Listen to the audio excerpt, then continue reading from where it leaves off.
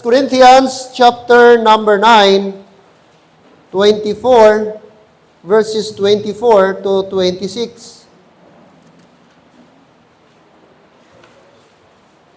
Okay, pakishare sa inyo pong katabi, no, na bisita natin. Probably wala po silang Bible dadala.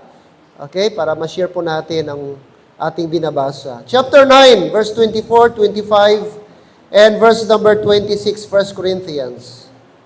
Alright, nakita na?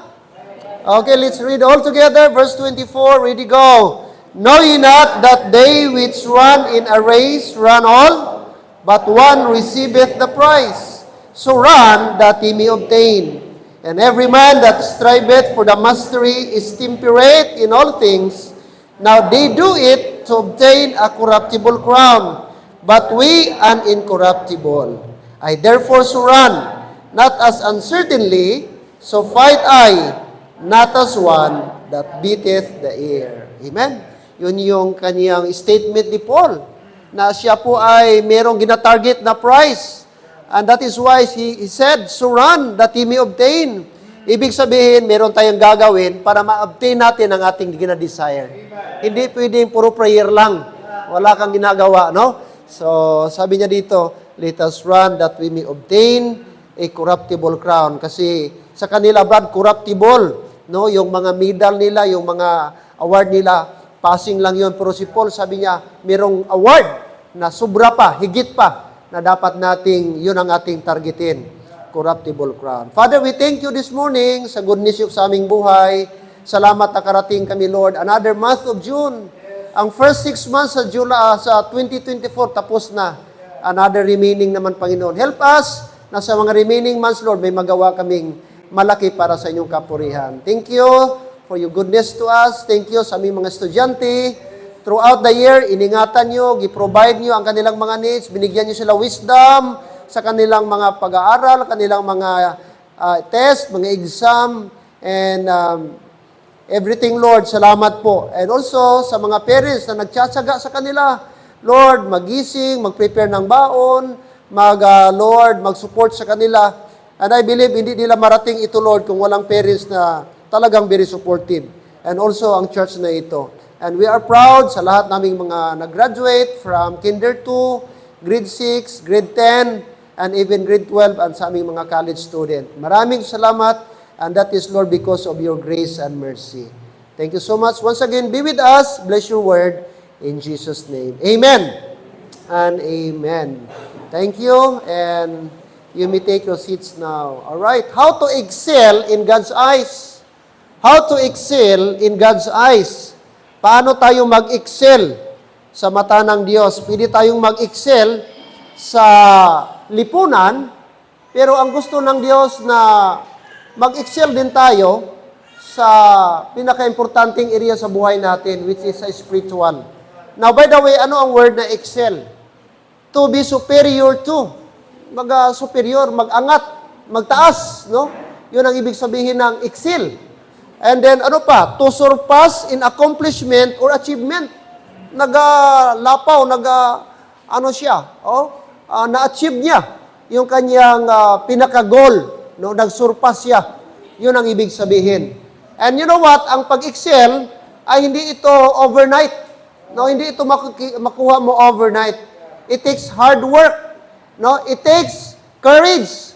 It takes hardship, no? Makita mo yung mga tao nag-excel kasi grabe yung ano nila, pagpurpursige nila, determinado sila. Ganun po, mga kapatid. Kaya gusto ng Diyos sa ating buhay din po, tayo po ay mag-excel. Di po ako magtagal.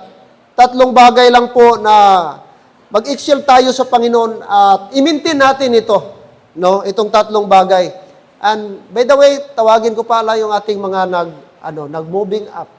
Okay, grade 6 lang, grade 6, tapos grade 10 and grade 12. Okay, sige, join me dito. Okay, sige, dito po. Sa grade 6, grade 10 at saka grade 12. O, dito, sige. Oo, sige, dito kayo sa para malaman ng church ito yung mga nag-graduate natin. Kasi recognition ito eh. Alright, sige. Sino ang grade 10 dyan? Sino ang grade 12? Sige, bilisan nyo. Kaya may ibibigay ito si Sir GM mamaya pag di kayo magpunta. Wala kayong matanggap. Pati college, Sir Alden dito. Si Brother Jonathan pa. Ito yung mga natin din. Salamat sa Panginoon. Amen? Ilan ito sila, Brad?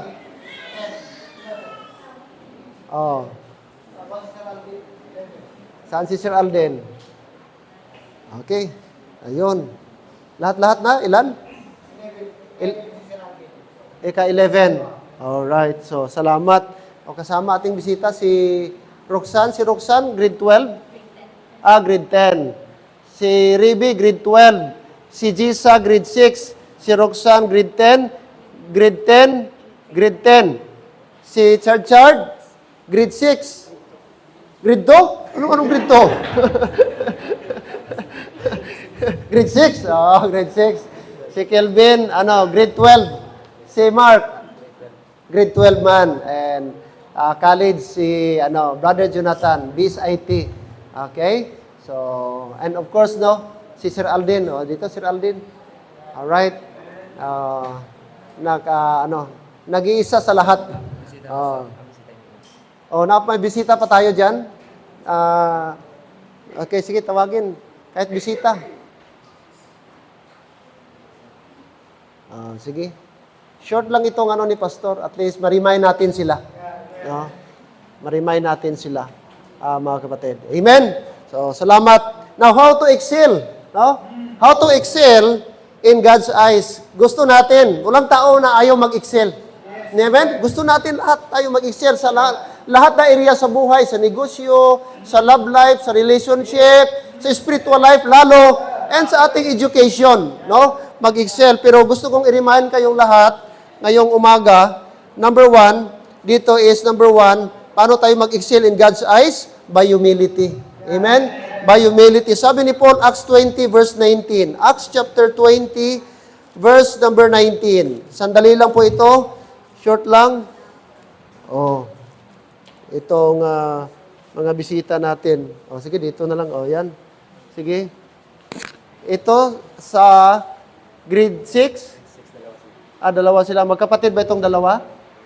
Magkapit bahay lang. Ito yung relative ni Ate Hana. De La Rosa. De La Rosa sa Yellow Bill. Okay, salamat. Hintay muna kayo.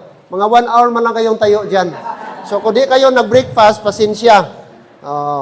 Alright. So, how to excel? Acts 13, chapter 20, verse 19. Tingnan nyo pang sabi ni Paul. Acts 20:19, serving the Lord with all what? Humility of mind. So, take note na mention ni Paul na ang pag-serve, ang requirements in serving the Lord is that with humility of mind. Amen? Hindi i-recognize ni Lord ang ating pag-serve with pride. Gusto ni Lord na lahat na ating ginagawa, it should be motivated with humility. Kaya mga estudyante, makinig kayo. Someday, 10 years from now, di ko na alam kung ito si Jonathan, kay graduate na. Itong iba, mag-graduate pa lang. Itong si Rebe, mag-proceed pa ng another 4 years. And by the way, i-pray natin si Rebe kasi kahapon nag-take sa Notre Dame ng entrance exam sa Midtech.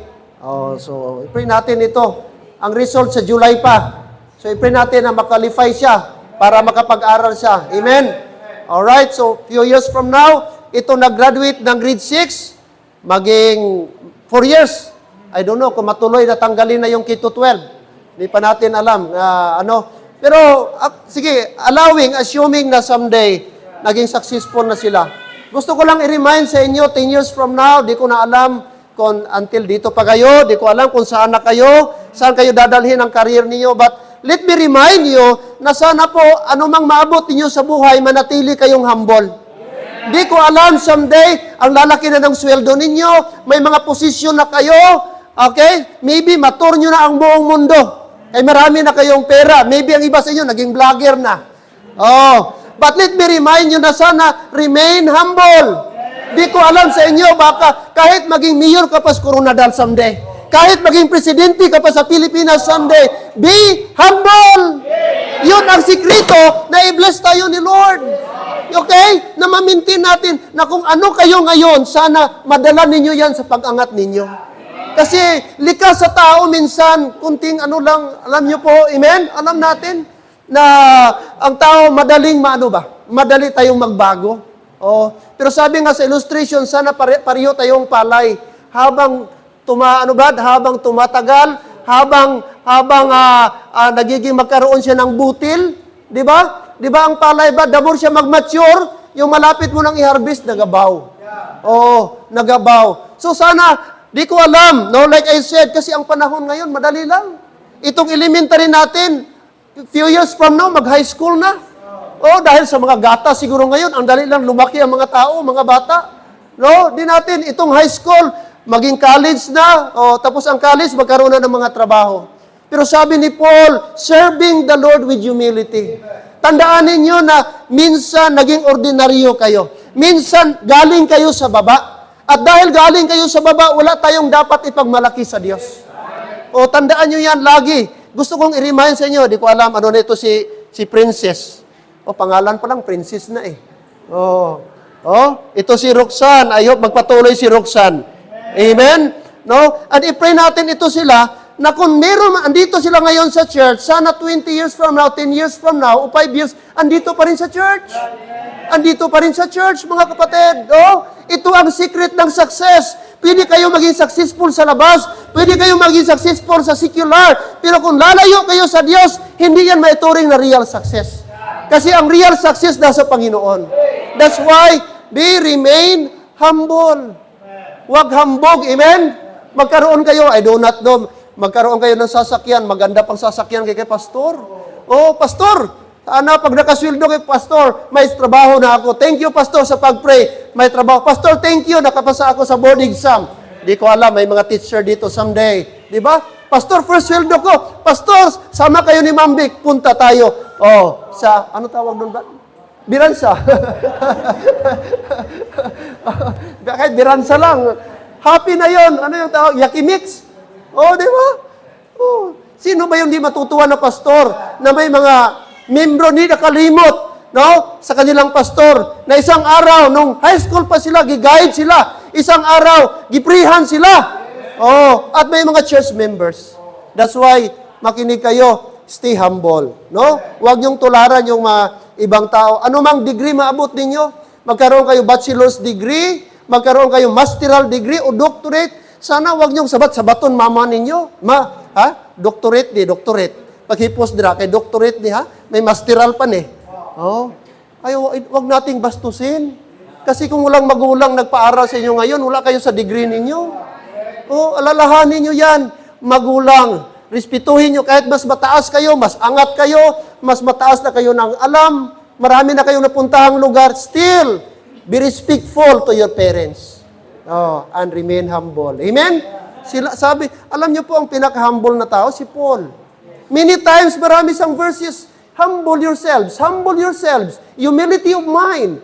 Makita mo si Paul. Kung meron mang dapat manghinambog, si Paul. Later on, ipakita ko yan, anong achievement, anong credential ni Paul. May dahilan siya mag-boast, mag-brag. Pero sabi niya, humility of mind. Alam niyo po, mahirap i-develop yung humbleness. Hello, amen? Kaya ang tao, by nature, tikalon. Ang tao, dali lang maging bugalon. Ang temptation minsan andon. Kaya I hope and pray, kayo dito, huwag kayong manglait. Kung meron man kayong classmate na, pag-reunion, may kada katapos? Namanak, ano klase, kalawlaw sa ibo. Tani, hindi kita manghikay.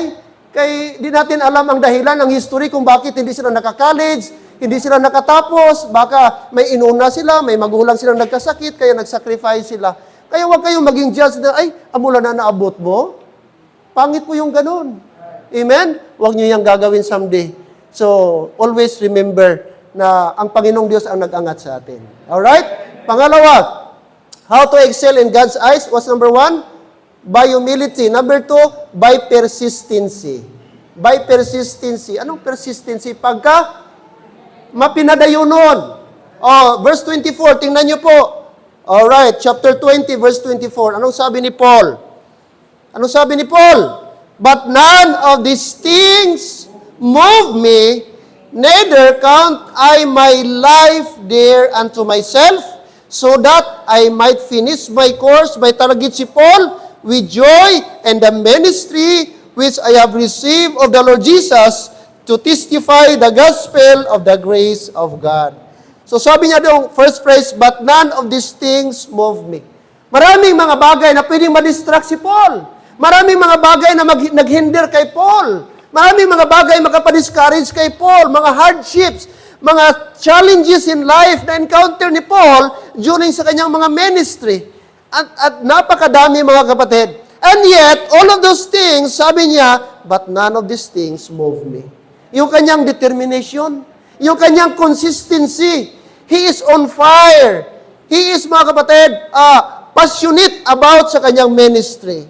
Alright? Mga estudyante, makinig kayo. Kayo nag-graduate sa grade 10 at grade 12. May harapin pa kayo. Ang grade 10, may 2 years pa, kundi makancel ang Kito 12. Kayo nag-graduate ng Kito 12, depende sa course, may 5 years. Mayroong 4 years. So may ilang years pa kayo na kakaharapin. But ayo pan pray like Apostle Paul. Ano mang difficulty ninyo na ma-encounter? Sana huwag kayong mag-give up. Amen? Hindi kay na-fail lang isa ka subject, magbigti ka agad. Kuha na yung lubig kag.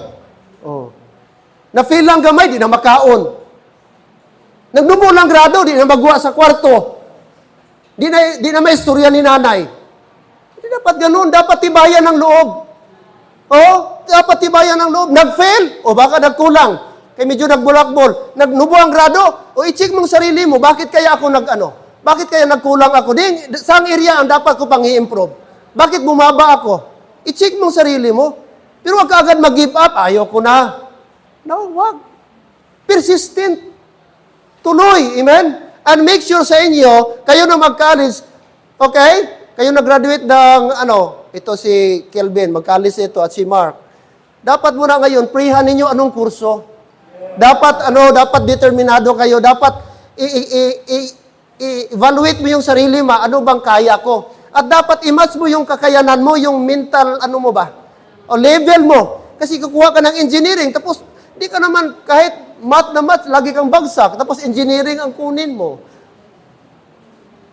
Hello, amen? Mga klaseng mga practical na bagay ba? Na mas kaya mo. Kasi mahirap yung magbalik ka. Nagkuha ka na, tapos later on, ma-found out mo, di mo pala kaya, sayang yung mga wasted years.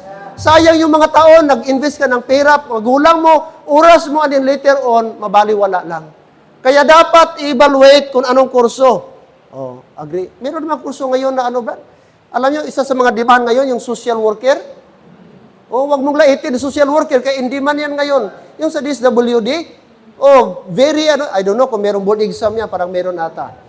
Oh, in demand yan ngayon, kasi kailangan ng mga, social worker ngayon sa mga field, no? Ang dami tayong dapat i-cater ng mga Oh, agriculture, kailangan natin yung mga agriculturist ngayon. Isa sa mga in-demand yan. Hindi lang IT, mga kapatid. O kaya, i-pray natin ito si Mark at si Kelvin. Amen? O ate si Reby, meron na. Sino pang mag-grade 12? Wala pa. Ito lang ang nag-graduate ng grade 12. Persistent. Persistency. Ano man sabi ni Paul, naranasan niya, na-encounter niya, and yet, sabi niya, chapter number 21. Andiyan pa, Brad. Chapter 21. Look at verse number 13. Sabi niya, mga kapatid, ating makita dyan. Then Paul answered, sabi pa niya dyan,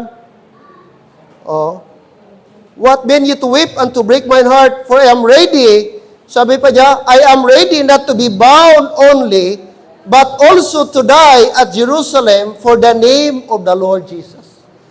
Ganun siya ka-determine, na kahit ikamatay ni Paul, in the name of Christ, willing siya. Willing siya, mga kapatid, para sa ministry.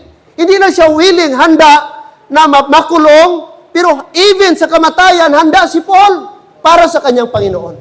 Ganun siya ka-determine. Baga buo ang puso. Kaya sa ating mga estudyante, sana ipag-pray nyo na bigyan kayo ng lakas. Alam nyo, ang lakas hindi galing sa inyo. Si Lord lang makapagbigay yan ng courage sa atin. Kasi by nature, meron tayong fear minsan. Pero pag ipag-pray natin, Lord, na sana makapagpatuloy, i-bless mo ang aking parents, makapagpatuloy silang mag-support sa akin until matapos ko ito. Yon, no? Persistency ang kailangan. We need to be on fire, no? Yes, normal yan. Normal yan. Kayo na mag-graduate ng grade 12, kayo nag-graduate ng grade 12, marami pang pulaw. Kung nagpulaw kayo sa grade 12, marami pang pulaw na may encounter ninyo. Oh, marami pang mga, tawag doon, mga struggle kayong ma-encounter. That's why dapat ang puso ninyo is persistent. Alright? Alright. Okay. How to excel in God's eyes? By humility, number 1. Number 2, by persistency. Third and last, by excellency. By excellency. Philippians 3, verse 7 and 8. Philippians. Okay. Philippians. Huwag kayong mag-alala. Mga 1 hour pa naman. 1 hour pa naman ang ano. Alright. Philippians chapter 3. Let's read please. Philippians chapter 3. Philippians chapter 3. Look at verse number 7 and verse number 8. Philippians chapter 3, verse 7 and 8. Let's read please. Ready, go. But what things were gained to me, those I counted loss for Christ. Ye doubtless, and I count all things but also loss for the excellency of the knowledge of Christ Jesus, my Lord, for whom I have suffered the loss of all things, and do count them but a dung, that I may win Christ. Dito natin makita kung ano ang mahalaga kay Paul. Kung titingnan natin siya sa secular na side, very successful na si Paul. Pharisee siya, he is a Jew, na member siya sa elite na tribe, which is the tribe of Benjamin. Ano pa siya? Na-circumcise siya. Ito ang credential niya. Verse number 4, sabi niya, though I might also have confidence in the flesh, if any other man thinketh that he hath whereof he must trust in the flesh, I more. Kung meron mang tao na dapat magtiwala sa kanyang sarili, in short, meron siyang dapat i-brag, meron siyang dapat ipagmalaki, sabi niya, I more. Mas lalo ako. Anong sabi niya? Circumcised in the 8th day. Yung talagang practice ng Jew, 8 days pa lang, brad, na-circumcised na siya. Natuma niya ni Paul. Pagkasunod, I am of the stock of Israel. Ano pa? Of the tribe of Benjamin, isa sa mga elite na tribe. Ano pa? Hebrew of the Hebrews, pure Jew siya. Hebrew of the Hebrews. As touching the law, about sa law, sabi niya, familiar ako yan kasi Pharisee ako. Pag sinabing Pharisee, alam niya yung Book of Moses.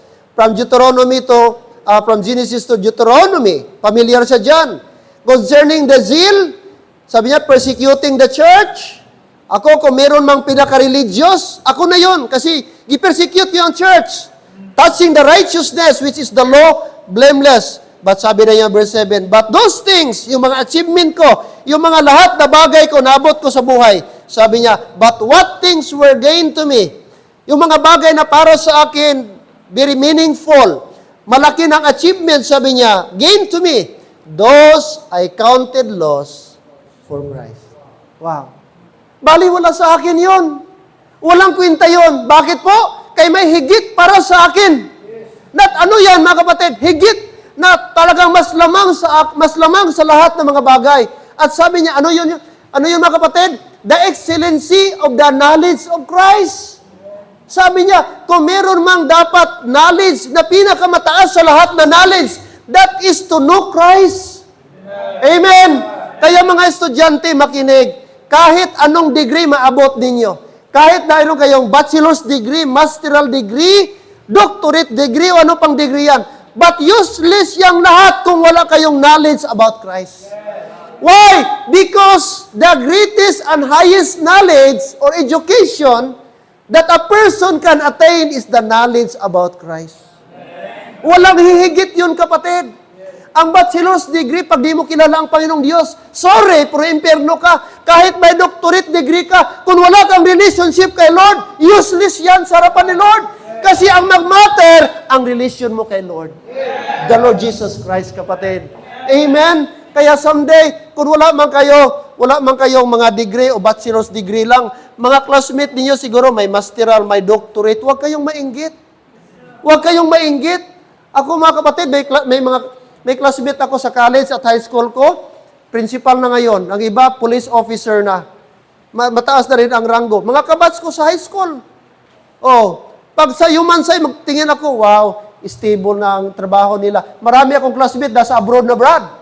Sabi nila, punta ka dito sa New Zealand kay malaki ang income.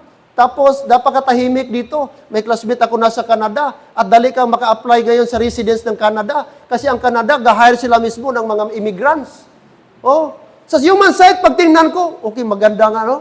Oh. Pero mga kapatid, on the other side, titingnan ko, ano man yung malaking sweldo? Kung wala kang Jesus Christ, ang malaking sweldo, pag namatay ka, lapida lang yan.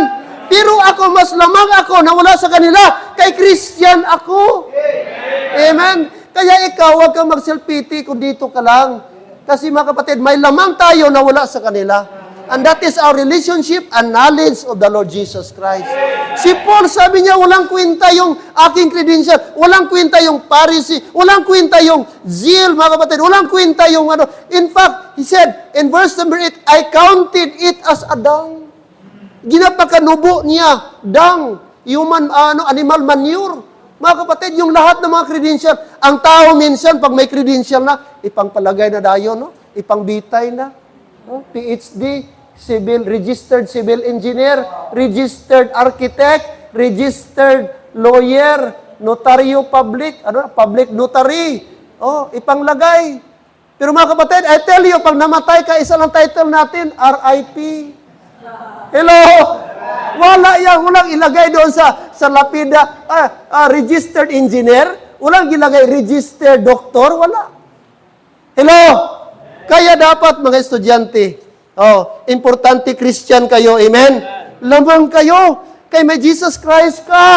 Huwag kang mainggit. The greatest knowledge, sabi pa doon ng isang quote, the greatest knowledge is to know the will of God. The greatest accomplishment is to do the will of God. Ang pinaka-greatest knowledge, yung tao na may alam ka na mayroon kang relationship kay Lord. Maraming mga scientists ngayon, pero atheist. Mga tao ngayon na grabe ka, yung si Hawking, yung gaganon-ganon, Brad, na physicist siya, Brad, tapos nasa wheelchair na lang, tapos brain na lang ang gaano sa kanya, pero makakommunicate siya through brain, napatay, Brad, sabi niya, yung Christianity is like a nightmare. Ano lang yun, parang ano lang yung nightmare. Christianity. Itiis siya, hindi siya naniniwala, kawawa na tao. Pero alam, no, merong si Okero, Japanese yan, na physicist din, science, mga kapatid, very brilliant. Pati mga constellation, alam niya lahat, pero di naniniwala kay Lord. Sayang, kapatid. Ano man ang knowledge mo sa mundo, wala kang knowledge about kay Jesus Christ. Amen? Kaya, huwag kayong magpa-intimidate someday, mga classmate ninyo. Dapat, importante, na-realize ninyo, alam ninyo, confident kayo, na kayo po ay anak ng Diyos. Amen? Verse number 8, ye doubtless, sabi niya, and I count all things but loss for the excellency of the knowledge of Christ. Meron parang knowledge na pinaka-excellent. At yun ang knowledge about Christ. Si Paul, mga kapatid, grabe ng knowledge siya. Lawyer siya. Pharisee siya, bright si Paul. No wonder 13 books na sulat niya. Pero sabi niya, wala yung lahat na knowledge yon. Kasi worldly knowledge lang yon. Ang greatest knowledge na lamang sa lahat ay yung nakilala ko ang Panginoon. Praise the Lord. Kaya, congratulations, no? Congratulations sa inyo lahat ng mga ano. And sana yung knowledge na yan, huwag niyong ikahiya. Kung saan man kayo someday na eskwelahan, huwag kahiya na, baptist ka, Christian ka. Huwag, amen? You should be proud na Christian ako. I am proud na baptist ako. I am proud na may Jesus Christ ako. I am proud na saved ako. Amen? Kasi yun ang greatest knowledge. Mga young people, kahit pa meron kang lahat na degree, like I said, pero yung mga degree na yan, kung walang Jesus Christ, sabi pa niya, the highest kind of and supreme of all knowledge is the knowledge of Christ. True religion is the spiritual knowledge of Christ. Religion without Christ is an empty form. No? Religion without Christ. That's why, I hope and pray, mga bisita natin, sana hindi lang ito first time sana makabisit. Dapat mataniman sila ng Word of God. Kasi yun ang pinaka-greatest knowledge na ma-achieve ng tao. Greatest education, makuha ng tao, yung spiritual education. Amen? So, members, mga parents, na yung mga anak ninyo dito, mga apo ninyo yung iba dito, patuloy nyo po silang i-guide sa spiritual. No? Dalhin nyo lagi sa church. Turuan sila para mabaon nila yan, madala nila hanggang sa kanilang paglaki. Amen? Encourage natin sila. No, huwag silang mahiya at ipagpatuloy nila kung ano mang na-learn nila dito sa school. And you know what? That is the greatest success, mga kapatid. And by doing so, kayo po ay mag-excel in God's eyes. Amen? Every head bow, every eye closed. Father in heaven, thank you this morning. Thank you, Lord, sa short meditation, short message na aming natanggap ngayong umaga. Si Paul, Panginoong Diyos, he's determined to run. Yes, sa pag-running may mga distractions. In running a race, ang daming challenges. And yet, si Paul sabi niya, I run that I may obtain. That is hard work. So, kung gusto ng aming mga estudyante, ma-obtain nila ang kanilang mga desire. Na someday, Lord, maging professional sila. Someday, magkaroon sila ng sarili nila, Panginoon, na trabaho. I pray na habang may pagkakataon pa, habang may mga parents na willing mag-support sa kanilang pag-aaral, i-take advantage nila, Panginoon, ng opportunity. Dear God, I pray, Lord, na ma-appreciate din nila ang hard work ng kanilang magulang. Salamat sa mga lulo, mga lula, mga tita, mga guardian na naging part sa kanilang buhay. And Lord, salamat sa aming dalawang nag-graduate sa college, Brother Sir Alden and Brother Jonathan. I pray sa bagong field na kanilang papasukin. Si Brother Jonathan sa corporate world, siguro magiging employee pa siya someday. And then Sir Alden sa ministry. I pray, dear God, bigyan niyo po siya ng strength and wisdom na, Lord, ang kanilang pinag-aralan ay magamit talaga nila. Kasi sayang, Lord, na nag-eskwela sa Bible School tapos magtrabaho lang sa secular. And I pray sa mga mag-aaral pa, mag-proceed sa college, especially kay Riby, Lord, also kay Kelvin, kay Mark, I pray sa kanilang bagong kukunin na kurso na sana, Panginoong Diyos, pinagprihan nila ito, pinag-isipan nila ng maigi. And I pray kung ano may yung kurso na yan, by your grace, ay sana matapos nila, Lord. And someday, Lord, yung kanilang pinag-aralan ay magamit nila, Lord, sa kanilang buhay, na yun yung tanging kayamanan na maibigay sa kanilang mga magulang. Na kailanman, Panginoon, ay hindi pwedeng manakaw galing sa kanila. Kaya I pray, magpursige sila sa pag-aaral. Sana iwasan nilang barkada, iwasan nila ang mga bagay, Panginoon Diyos, na makakasira, makapag-distract sa kanilang focus, lalo-lalo na ang mga relationship na hindi pa dapat para sa kanila. Sana, Lord, ang kanilang ministry dito sa church, hindi nila, Lord, ma-reject, hindi nila ma-take for granted na despite the busy na sila sa kanilang college life. And I pray, Panginoon, na i-sustain mo sila by your wisdom, i-sustain mo ang kanilang health, i-sustain mo ang kanilang mga magulang na silang, Lord, nagsusupport financially sa kanila. Maging ang aming mga estudyante, Lord, na mag-proceed sa senior high, Lord, Princess, Lord, si Roxanne, at si Ruby. I pray also, Lord, na ano bang mga strand ang kanilang pipiliin, UMS, TVL, o STEM, or whatever man. I pray, Panginoong Diyos, na tulungan niyo rin po sila na makapili ng proper strand, Panginoong Diyos. At sa aming mga mag-proceed sa high school, Kuya Chard, at marami pang iba, Lord, sila Nubin, I pray, tulungan niyo sila sa bagong mundo naman, Lord, ng high school life nila, na sana po makayanan nila ang mga challenges sa buhay. Maraming salamat, Lord, na may mga estudyante kami in this local church. And I pray for them, and I'm proud, I'm happy for them, I rejoice with them sa kanilang naabot sa buhay. And it's my prayer na sana throughout sa kanilang paglaki, mamonitor ko pa sila. Throughout sa kanilang paglaki, Lord, hindi lang sila mag-grow, Lord, sa secular knowledge, kundi maging sa spiritual knowledge, Panginoon. Sa Bible, sa mga preaching, sa mga teaching, sa discipleship, mag-grow sila, Panginoon. And even sa aming mga bisita, this morning, na mga teens, I pray na sana po, Lord, magpatuloy ito sila at itong knowledge na kanilang natanggap about salvation ay ma-develop pa, mag-improve pa. Salamat kay Hannah, nag-invite sa kanyang mga relatives. Bless them. Let us all stand. Let us all stand, members. O meron kayong mga relatives dito, mga pamangkin, anak, apo, I invite you to please come to the altar. I-pray natin sila. I-pray natin sila. Meron kayong relative dito sa altar o dito sa ating platform. Ngayon, mga kapatid, you pray for them. Kailangan natin sila i-pray. Okay? It may be anak mo dito, kapatid mo dito, andito. They need our prayers. I-pray natin Sir Alden. I-pray natin Brother Jonathan. The altar is open. We can pray for them. Ang ating mga estudyante, ating mga young people.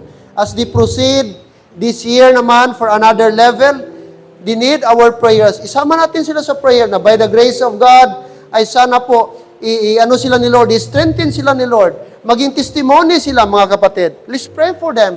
Na by your grace, meron kang anak dito, i-pray mo sila, brad. Meron kang pamangkin dito, i-pray mo ito sila. Kasi ang temptation nandito, mga kapatid. May mga bago silang mga challenges sa kanilang pupuntahan ng mga eskwelahan. That's why we need to pray for them. Amen? Amen. Bisita, are you sure when you die, you will go to heaven? If not, kung di ka pa sure, be sure today at ma-sure mo ang salvation by believing the gospel. And what is gospel? The death, the burial, and the resurrection of Jesus Christ on the cross. Dapat mo siyang paniwalaan na ang kamatayan lang ni Kristo Jesus ang siyang kabayaran upang magkaroon ka ng kaligtasan ng iyong kaluluwa. Sumampalataya ka sa dugo ni Jesus na siyang nag-alay, inialay niya ang kanyang buhay para maligtas ka. Lord, thank you for this morning. Thank you sa aming mga graduates, sa moving up, at saka sa senior high. Salamat, Lord, for preserving them. Salamat, Lord, sa 4 years na tapos nila ang 4-year course from grade 11 to grade, from grade first year high school until 4th year high school. I pray for them, bless them. Salamat din sa 2 years, Lord. Nakagraduate sila, Riby, si Kelvin at si Mark. Salamat sa aming mga elementary na nag-graduate, Lord, sa elementary. Kuya Chard at saka si Nobin. I pray for them, bless them. Tulungan niyo sila, Panginoong Diyos. And I hope and pray na itong mga batang ito, maging good testimony sila sa kanilang mga eskwelahan. Makitaan sila, Panginoong Diyos, ng faithfulness. Makitaan sila ng kanilang mga classmate na iba sila sa ibang mga bata. Manotice ng kanilang teacher na iba sila. Oh God, I pray for them. Protect them, preserve their lives, Lord. Malayo sila sa mga barkada, malayo sa mga bisyo o whatever, Panginoon. Alam ko ang diablo may target na sirain ang buhay nila. That's why I pray for them, Lord. I pray kay Ate Riby na di sila mag-intra, Lord, ng mga any relationship. Itong mga babae namin, si Roxanne, si Princess, si Ruby. Oh Lord, itong mga babae. Even kay Jessa, I pray sa kanyang pagpasok, Lord, sa high school din. Maraming salamat. Thank you, Lord. Thank you so much. And we recognize your greatness. We recognize this morning your goodness upon the lives of our students. And we declare your glory. We declare your this morning upon the lives of these people na patuloy mo silang bendisyonan, patuloy mo silang ingatan, patuloy mo silang bigyan ng good health, at i-bless pa, Lord, na mag-excel sila, Lord, by wisdom, na ito silang mga, Lord, estudyante, maging honor roll sana sila sa kanilang mga larangan. Someday, Panginoong Diyos. Maraming salamat po. All glory and honor, binabalik namin sa inyo. And Lord, we pray na sana whatever man someday maabot sa buhay, sana manatili silang humble. At Lord, maging persistent sila whatever challenge darating sa kanilang life. And Lord, of course, ang excellency of the knowledge of Christ. Thank you so much, Lord. Nag-i-allow mo itong mga taong ito, nakaabil, Lord, ng salvation na galing sa inyo. All glory, honor, thanksgiving belongs to you, Father. In Christ's name we pray. Amen. And amen. Glory to God. Palakpakan natin ating mga estudyante. Amen. Glory to God. Congratulations, mga estudyante. And of course, sa coming ninyo na enrollment, I-pray namin ang mga mag-take ng entrance exam sa college na sana po makapasa po sila. Amen? Okay, thank you so much. Pwede na pong makabalik sa inyong mga upuan. Of course, no, let's pray for Sir Alden, no? Sa bagong ministry na i-ano ng Panginoong Diyos sa kanya, i-impress sa kanyang puso. But for the meantime, habang after sa kanyang graduation, no, dito muna for few years, hindi natin alam kung saan siya gagamitin someday ng Panginoon. Amen. Okay, Sir GM, hindi tayo magtagal please. Amen. Alright, let's sing the song. Okay? Let's sing the song mga kapatid. Victory in Jesus. Amen. So, thank the Lord. It is the Lord who give us victory. Alright, amen. Victory in Jesus. Brother Ferdy, please. Okay.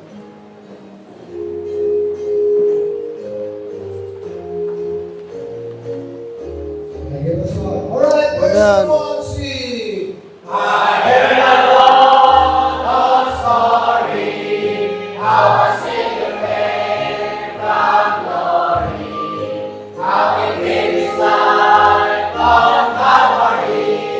To sing a rich like me. Amen.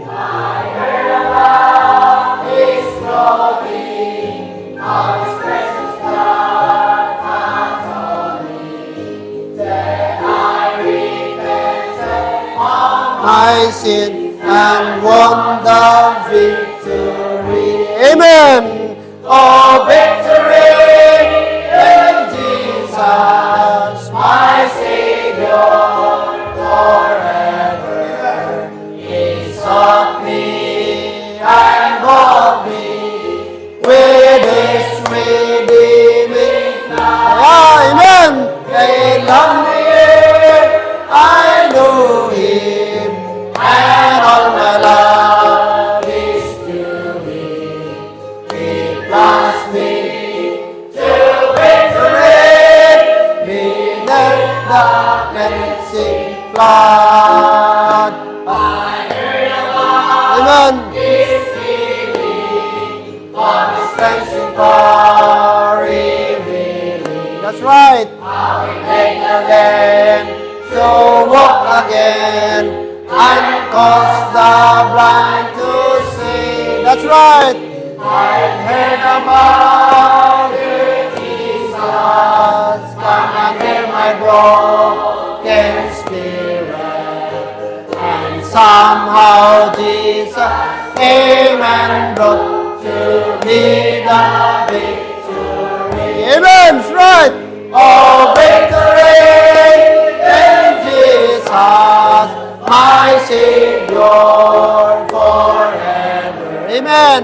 He sought me and bought me with His redeeming blood. He loved me, I know Him. That's right. And all my love is to Him. He plunged me to victory beneath the cleansing flood. I heard about a mansion He has made for me. That's right. In glory. I heard about the streets of gold. Yeah. Beyond the crystal sea. Amen. Above the angels singing, and the old redemption story. That's right. And some sweet day I'll sing out there the song of victory. Oh, victory in Jesus. Amen. My Savior forever. He sought me and bought me with His redeeming blood. He loved me, I know Him, and all my love is to Him. He plunged me to victory.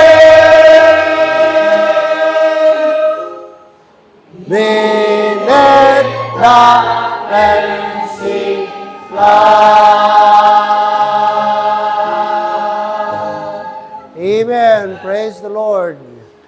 Amen. Okay, men, adult men. Okay, sandali lang. Meron